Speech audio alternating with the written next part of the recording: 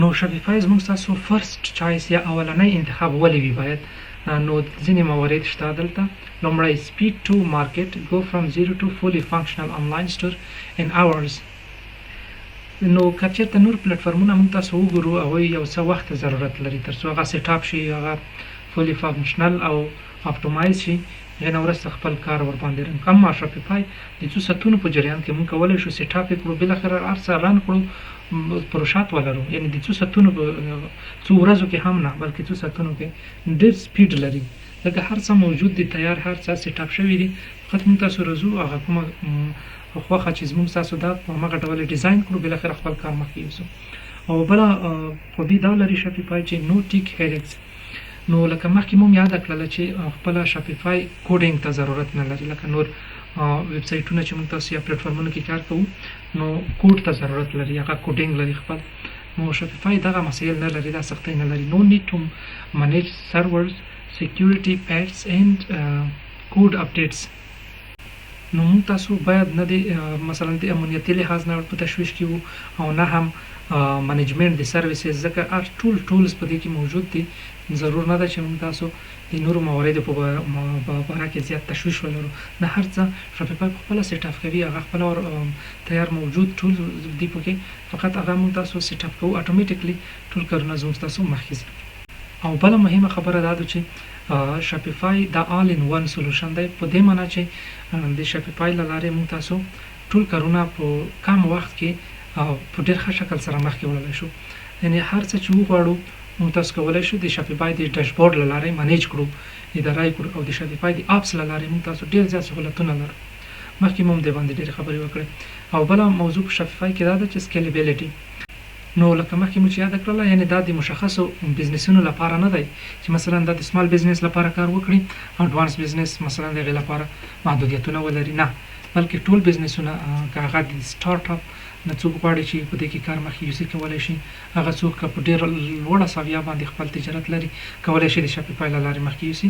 او مثلا دلته ځینې مثالونه دي، جیم شارکس، البرټس اینډ هینز، دا هغه برانډونه دي چې تاسو به هم پروډکټ استفاده کړي وي، اما د دوی سټورونه دي شاپیفای له لارې مخکې ځي.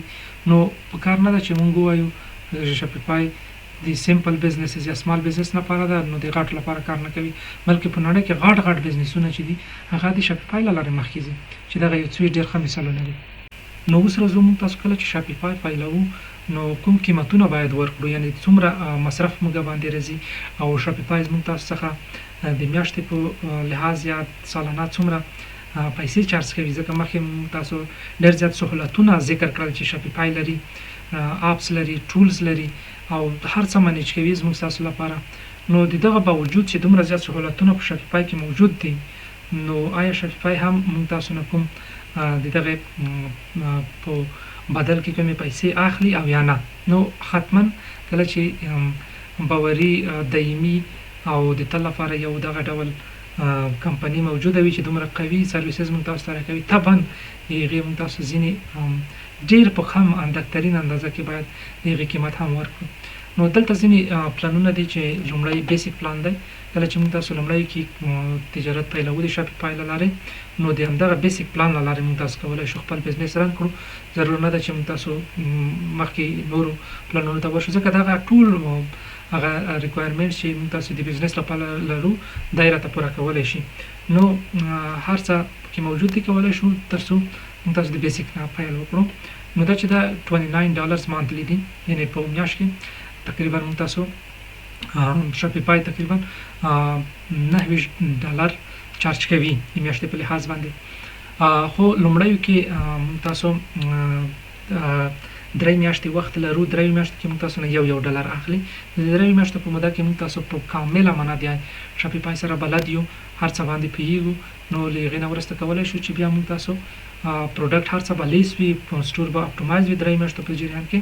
نو بیا $90 هم موږ تاسو لپاره زیات څه نه دي، ځکه موږ تاسو کولی شو دغه د ریکاور کړو په خپل بزنس کې، دا کوم زیات مصرف بیا نه دی.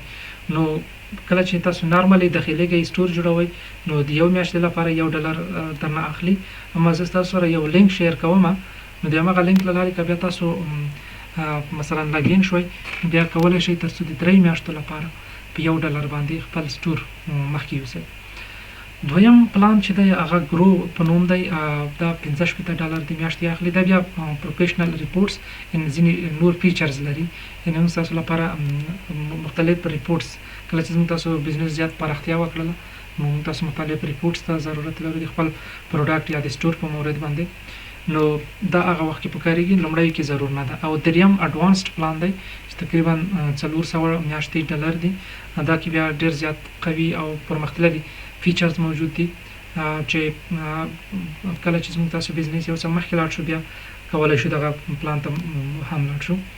نو که چېرته تاسو غواړئ چې د 3 میاشتو لپاره په $1 باندې خپل سټور فعال کړئ نو زموږ د لینک له لارې دغه لینک زه انشاءالله تاسو سره شیر کوم، کولی شئ د همدې له لارې خپل بزنس مخکې یوسئ او 3 میاشتو لپاره فقط $1 ورکړئ.